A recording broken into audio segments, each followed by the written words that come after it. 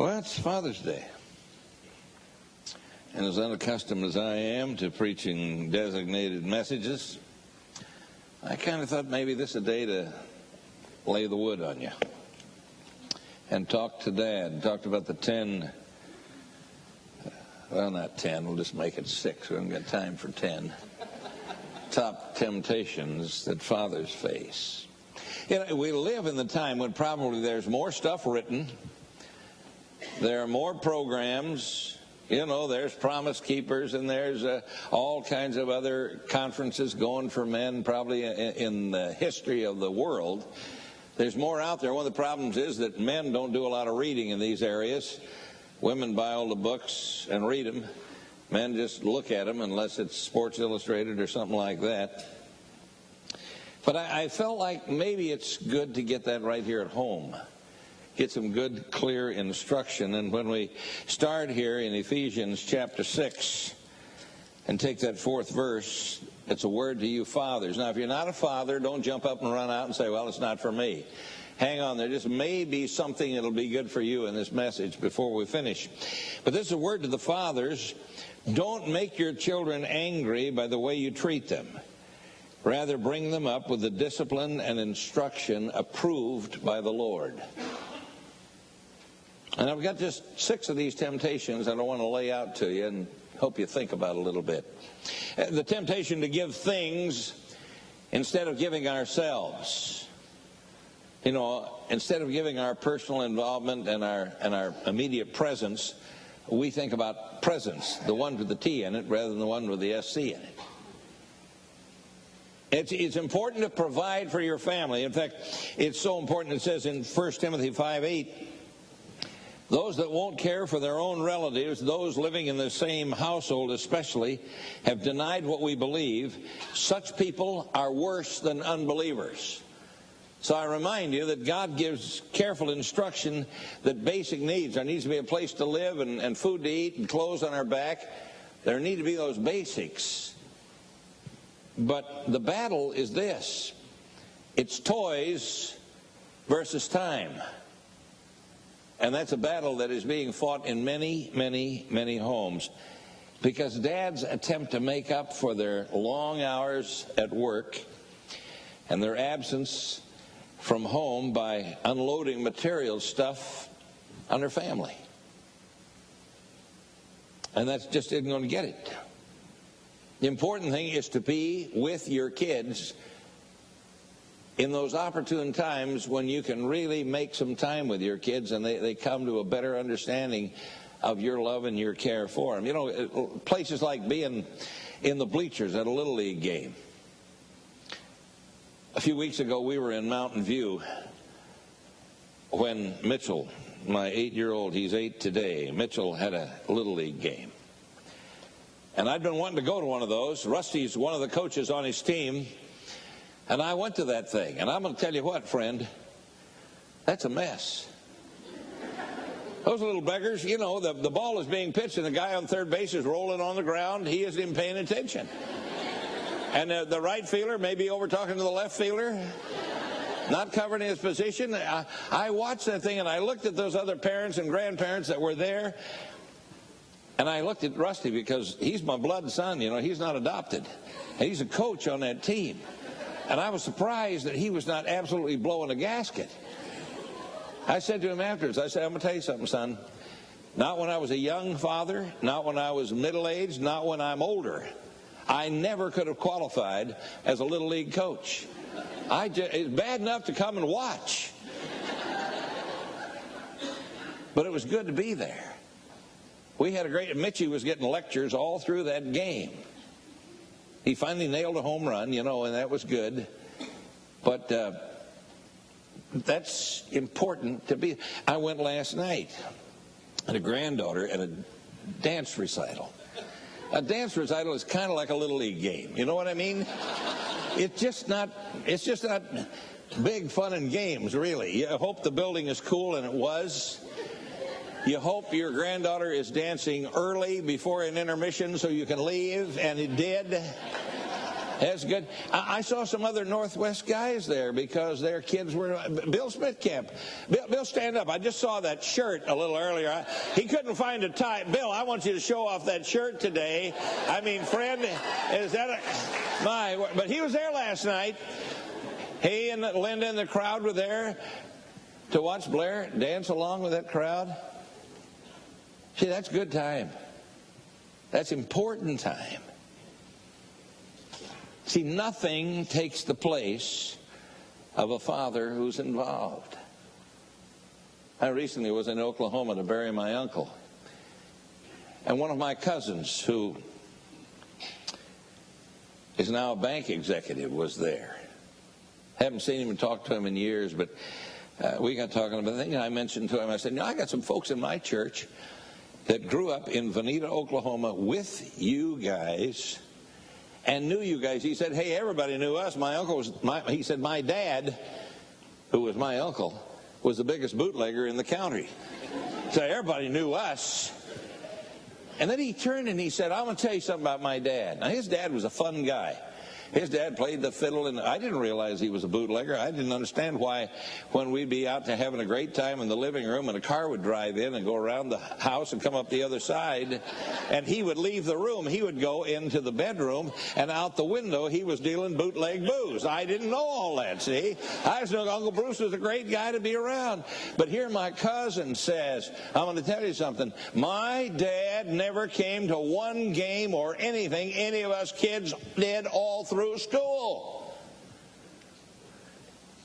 I thought, you poor toad. Dad's dead.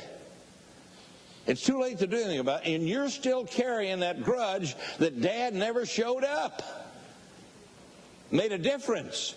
Bad enough he's a bootlegger, but he wouldn't show up in a place like that to support his kids and let them know he cared about them.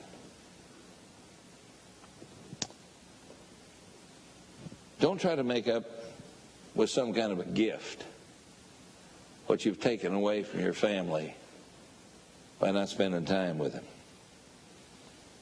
Secondly, the temptation to save our best for the workplace. And believe me, if you're going to be on my staff, I expect you to work. I believe that the Scripture is very clear about when we go to work, go to work. Give a guy 100% of what you got if you're going to work for him. But there's some real understanding that we need concerning this fact. No one has an endless supply of emotional energy, creativity, enthusiasm, ideas, humor, leadership, drive, and zest for life. Nobody has an endless supply of that, and so you dare not use all of it up at work. Because if you use it all up at work, you're just going to give your family the leftovers, and the leftovers are pretty lousy. If you're spent when you get home and have nothing to give your family and say, well, they'll understand, you better learn how to pace yourself.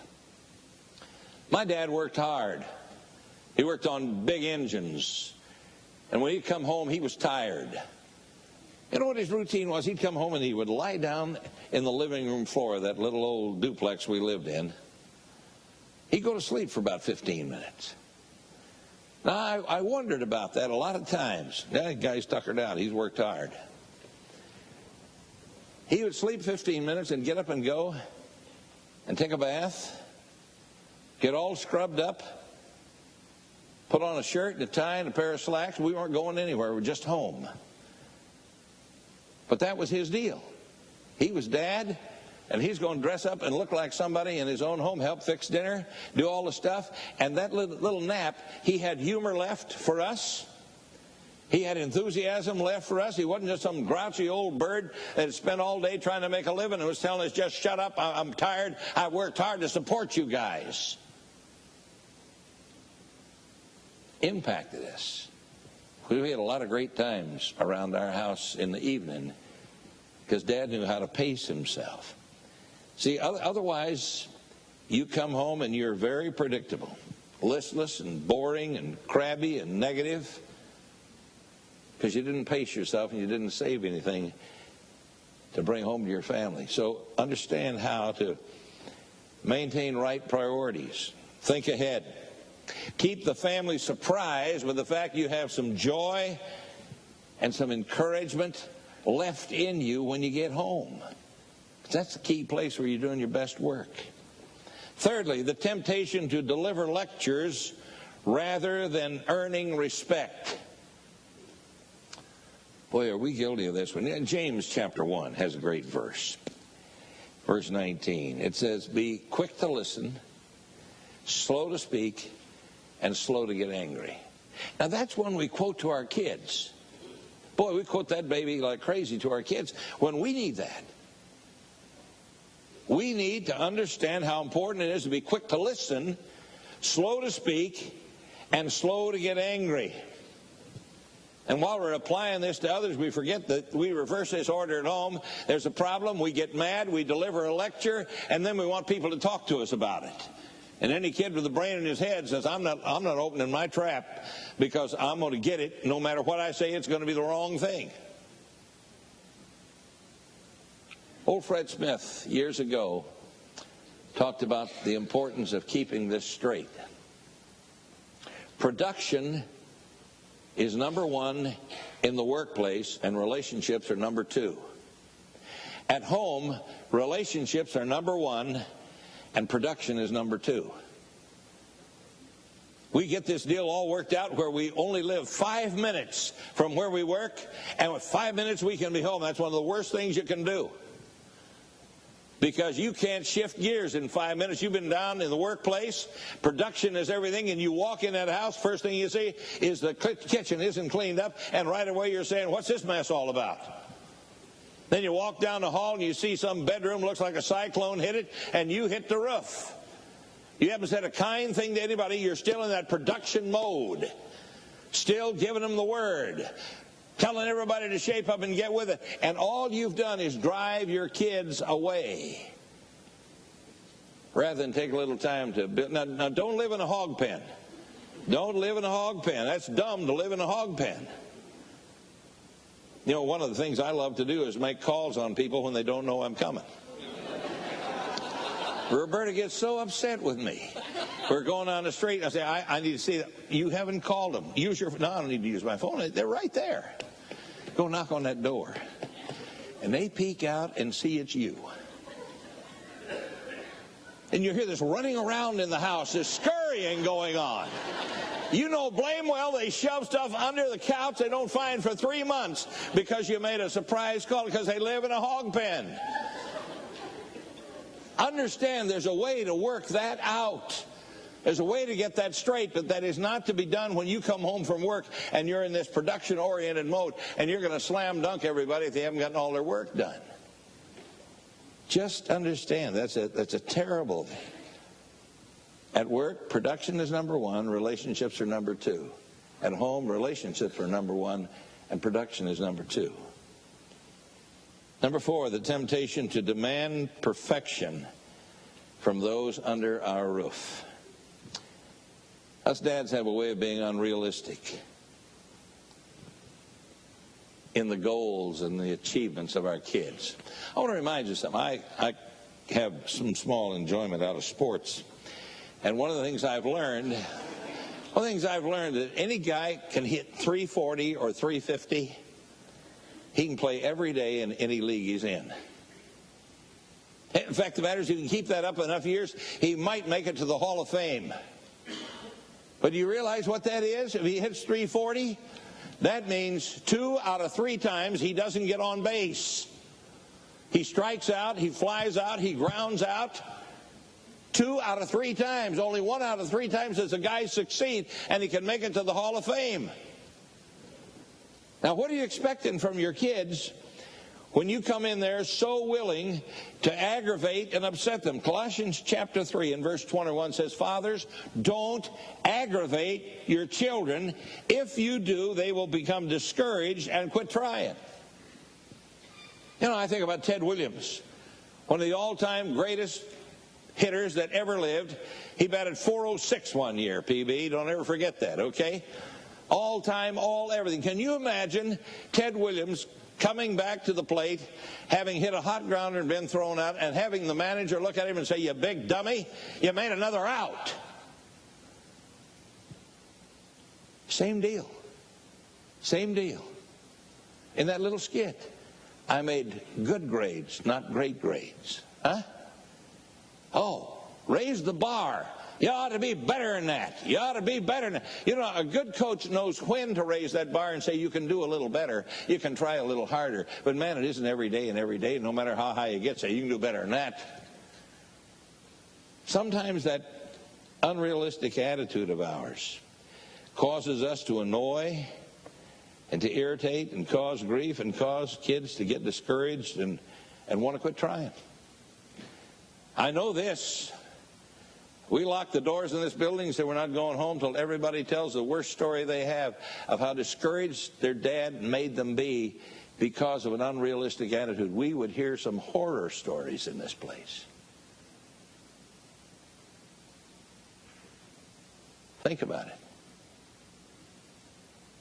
Think about it from two standpoints. One is if you're a young father, shape it up now. If it's past that point, you've already done all that stuff, and you say, man, I'd love to do it again. Find forgiveness for a dad that's in that boat. Ask forgiveness and grant forgiveness. And get on down the road together. Number 5, the temptation to find intimate fulfillment outside the bonds of marriage. You know, we like to talk about the external pressures that are out there that cause us to take foolish action. We rationalize that this will be okay for a little while. We create terrible problems, and we don't want to face the fact that the problem's inside. Colossians chapter 3, verses 5 and 6. So put to death, talking to believing men and women, but put to death the sinful earthly things lurking within you. Do you hear that? We're talking about stuff that is lurking within us. People want to talk to us about sinless perfection. Certain people preach that. You become a believer, you'll become sinlessly perfect. Not while you're in this body. You will always deal with that thing in you, that old nature that is there, that wants to sin. And that thing lurking within you is looking for a way to leap out when you least expect it. He says here, have nothing to do, put to death. You have the responsibility to put to death these sinful earthly things lurking within you. And then he does a list. Listen to this list. Have nothing to do with sexual sin. Have nothing to do with impurity. Have nothing to do with lust, that super desire for whatever. Have nothing to do with shameful desires. Don't be greedy for the good things of this life, for that is idolatry. God's terrible anger will come upon those who do such things. You see, when you look at that list and realize that the crippling consequences of sin are overwhelming, we need to make a conscious daily decision to remove anything that supports or feeds these desires. And that desire can be that desire to get all of the good things in life and pile up the stuff. And you begin to worship, piling up the stuff, and you get greedy for the good things of this life. And that becomes an idol. And that's as bad. It's in God's same list as sexual sin, impurity, lust, and shameful desires. Look for those things that are driving you in the wrong direction and make a conscious daily decision. They will not overwhelm me. I will stand honest and holy before God. I will spend time in His Word. I'll spend time to pray. I'll spend time to be that godly person.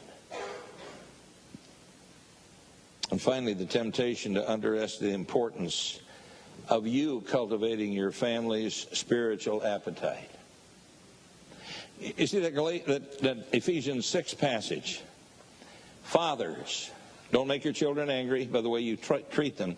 Rather, bring them up with the discipline and instruction. You, fathers, bring them up with the discipline and instruction approved by the Lord. Who does God say is the head of the house? He said the father. Makes no difference that we live in this era where we got a bunch of women battling and scrambling and trying to get in a leadership role. God says, Dad, it's your responsibility to cultivate the spiritual appetite in your family. To be such a godly person, not godly weirdo, but to be honest to God, the kind of person that loves God, that talks about God, that talks to God, that talks to other people about God, and his family knows it and revels in that notion. You know, one of the things I love about Jesse Smith, he's our new high school pastor. I listened to Jesse say things like this. My dad is the best preacher I know, and I love growing up in that home. His dad's one of my best friends ever. I rescued him from Kansas 30 years ago and brought him to California. He owes me. But a part of what I love about Jesse, expressing his love for his dad because of the demonstration over the years of his life. I just say this to you, Dad. The conscious understanding that God has put you in that place where you're to give discipline and instruction that is approved by the Lord will give you a place in the heart and the minds of your kids that nothing else can give you. I encourage you to do that. I want you to read Ephesians 6 this week. And to you dads, there's one more assignment. This is a two-part assignment. Read Ephesians 6 as one. Read about the whole armor of God. Get that on, see, and then number 5 doesn't come and get you. But the second part of the assignment, if you are a dad, this week, you're to write a letter to each one of your kids. No matter how young they are, Trav, I expect you to write a letter to Keith. Okay? No matter how young they are, you write that letter. No matter how old they are. I mean, so my kid's so old, they get a letter from me, they'll wonder what's wrong with me. Let them wonder. You haven't written them a letter in 27 years. Do it anyhow. It's an assignment. Write and tell them that you love them, that you're proud of them, that you miss them, that you're grateful for time with them. Write and tell them something good. Write them a letter this week. And then next week, write them another letter. Okay? 2 weeks in a row, I want you to write them a letter. I'd like to spread it out over a month, but you'll forget and I'll forget between now and then, see? So I won't forget this way. Write them each a letter. No form letters. Don't mimeo something if you have a bunch of kids and send them a form letter. Can't do that. Write them a personal letter. Doesn't have to be long, but write them, Dad. Each one of them this week, and then plan you're going to write another one next week, and just see what happens. You'll be amazed. Stand with me. Let's pray. Father, I thank you for the privilege we have to open the Word and to take instruction from it and to find a practical way to hang your truth right out there where we can pick it off and apply it. Pray for the dads in this place that will covenant, yes, I'll write a letter to each one of my kids this week. And then I'll plan to write them another one next week. That's going to be out of character for some of these men, and they're thinking, I can't do that. Men who are in offices and write letters every week think they can't write a letter to their kid. I pray we'd stop making excuses and alibi and step up and do something practical and wonderful. No, don't let them hide behind the fact, well, I tell my kid I love him when I see him. Write the letter. Write the letter. We believe you will be honored, dear Father, a notch higher in many homes as we do this to the glory of God. In Jesus' name I pray. Amen. Happy Father's Day. Have a wonderful day. God bless you. Wonderful to be with you today.